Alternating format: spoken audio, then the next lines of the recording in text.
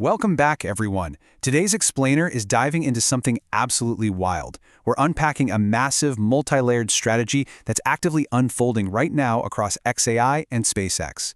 We're looking at a master plan that literally spans from ground-level infrastructure all the way up to orbit. And honestly, it completely reframes how we should be thinking about the entire artificial intelligence landscape right now. But to really understand where we're going, we've got to address the elephant in the room first. Has Elon Musk actually lost the AI race? I mean, there's a huge narrative out there right now suggesting that OpenAI and Anthropic have basically locked up the market into this unbeatable duopoly. Even highly respected industry insiders like Peter Diamandis recently suggested we're heading toward this strict two-player dominance. He kind of implied that XAI was just out of the running, or even that it had just dissolved into SpaceX. But as you'll see from our source material today, writing off Elon Musk at this stage, that completely misinterprets the actual race that's being run here. So here is our roadmap for the explainer today. We're going to break this down layer by layer. 1. The AI duopoly myth. 2. Massive scale and raw compute. 3. A custom software breakthrough. 4. The rise of Elon Web Services. And 5. Data centers in space. Let's dive in. All right, Section 1, the AI duopoly myth. Let's take a quick look at the actual timeline of the AI race, because the context here is absolutely vital. Serial entrepreneur and investor Larry Goldberg points out a pretty glaring timeline discrepancy. XAI is only 3 years old. Let that sink in. That's half the age of Anthropic, which is 6, and nearly a third the age of OpenAI, which has been plugging away at this for 8 years now. As Goldberg perfectly puts it, have you ever watched a 10,000-meter race? A few runners always stride out ahead at the very beginning, but those early leaders are rarely the ultimate winners. We are looking at an industry that is literally barely on its first lap.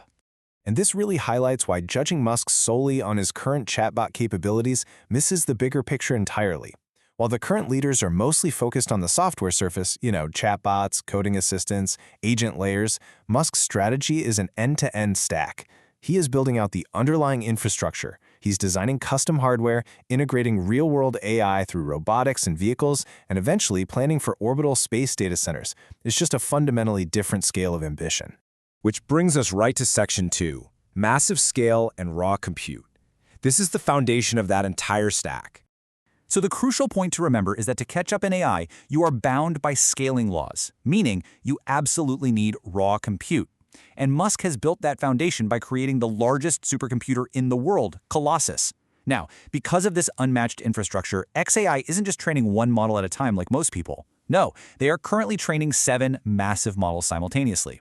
We're talking multiple variants ranging from 1 trillion parameters all the way up to a staggering 10 trillion parameter model. That sheer volume of parallel training, it completely supercharges their ability to close the gap with the competition.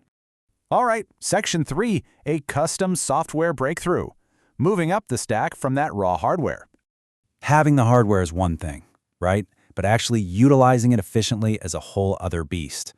XAI recently partnered with Cursor to harness this supercomputer access, which is really helping make Grok 1.5T a highly competitive base model. But they are definitely not stopping there. Musk's teams are taking a first principles approach.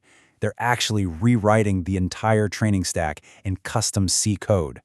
They are completely bypassing standard frameworks like Google's JAX, and instead they're mapping an incredible 220,000 GP300s to get as close to the raw metal as possible. And the goal here? Achieving training speeds that are potentially an order of magnitude. We're talking 10 times faster.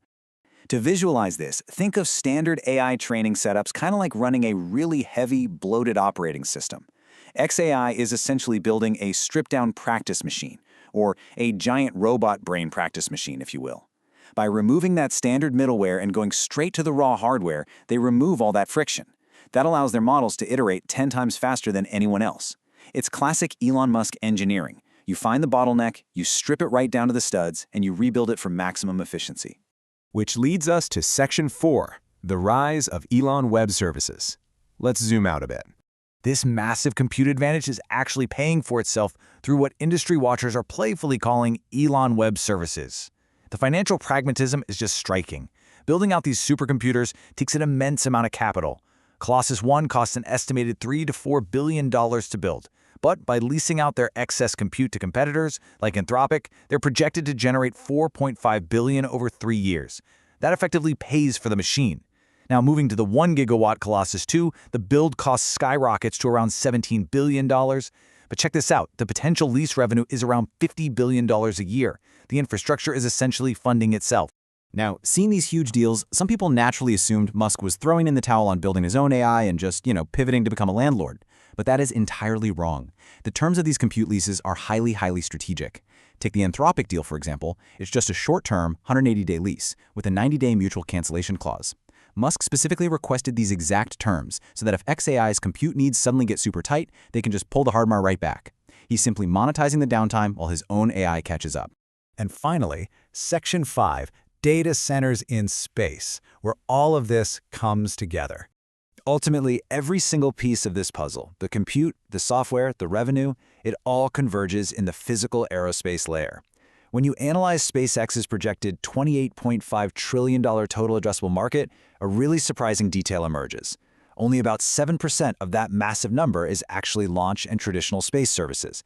A staggering 93% of that pie is AI compute and platform, specifically enterprise AI.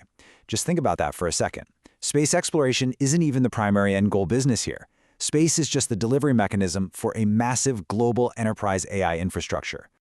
To actually deliver on that 93%, you absolutely need cheap, reliable access to space. And that brings us to the recent Starship V3 launch.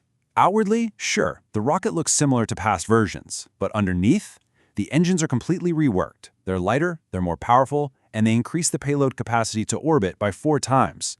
But the true breakthrough of this recent launch was actually the heat shield. It successfully survived atmospheric re-entry, which allowed the ship to land exactly on target suborbitally. And that heat shield? That is the absolute linchpin for rapid, cheap rocket reusability. And this beautifully connects all the dots on our timeline. With the 2024 heat shield success, we're looking at plunging launch costs heading right into 2025. Now, why does that matter for AI? Well, because terrestrial AI data centers down here require so much power they are literally straining our national energy grids. But with super cheap launches, by 2028, Musk can deploy orbital AI satellites. We're talking about data centers in space, powered continuously by the sun, completely bypassing Earth's power grid limitations altogether. This unlimited scale is exactly what paves the way for global enterprise AI dominance in the 2030s. Which leaves us with this final, frankly staggering number, $28.5 trillion, the total addressable market of combining space logistics with limitless AI compute. So I want to leave you with this final thought. If unlocking this mind-bending future requires mastering an end-to-end stack, from rewriting fundamental C code on raw metal to building the world's largest supercomputers to literally launching massive data centers into orbit on reusable rockets, who else on Earth is even running the same race? Think about it. Thanks for joining me for today's Explainer, and I'll catch you on the next one.